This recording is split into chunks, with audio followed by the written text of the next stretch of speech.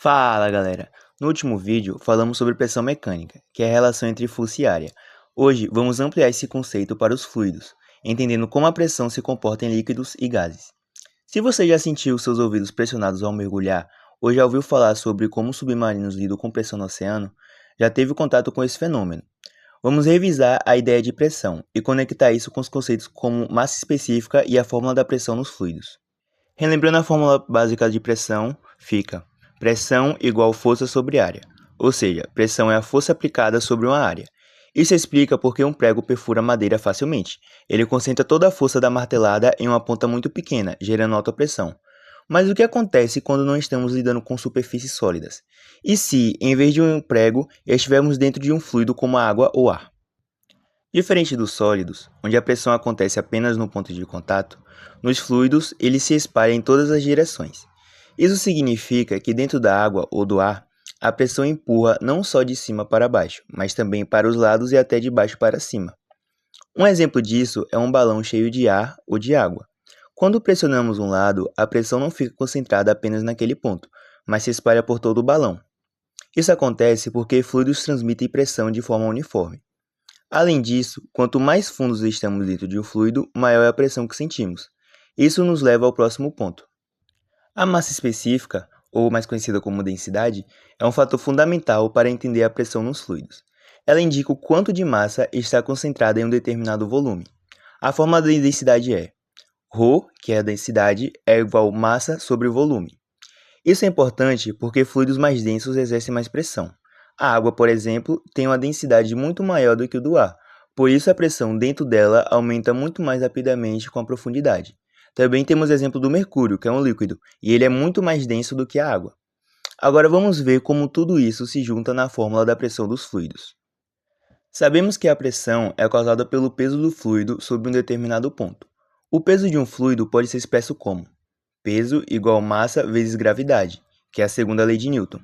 Mas como massa igual densidade vezes volume, podemos substituir. Então, o peso é igual densidade vezes volume vezes gravidade.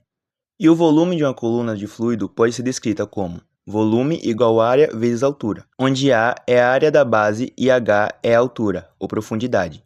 Assim temos peso igual densidade vezes área vezes altura vezes gravidade. A pressão é a força dividida pela área, então, pressão igual peso sobre área. E peso é igual a densidade vezes área vezes altura vezes gravidade. Então, aqui o A vai cortar com a área de baixo. Ou seja, a pressão dentro de um fluido depende da densidade do fluido, da gravidade e da profundidade. E vamos ter como resultado final pressão igual densidade vezes gravidade vezes altura. E temos alguns exemplos da pressão dos fluidos no seu dia a dia. Por exemplo, no mergulho da piscina. Quanto mais fundo você vai, maior a pressão da água sobre seu corpo. Seus ouvidos sentem essa mudança, porque a pressão da água aumenta rapidamente.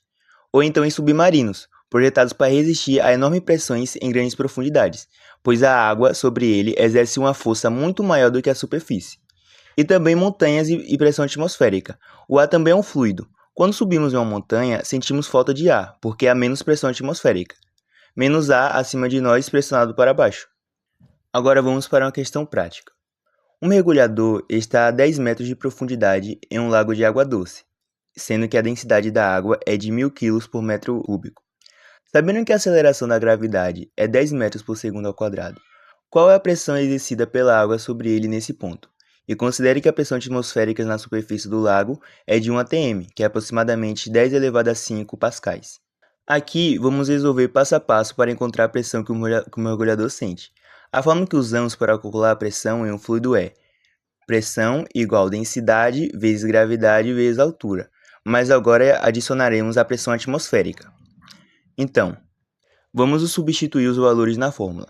Pressão igual 1000 vezes 10 mais 10 elevado a 5. Então ficará 1000 vezes 100, que dá a mesma coisa que 100.000.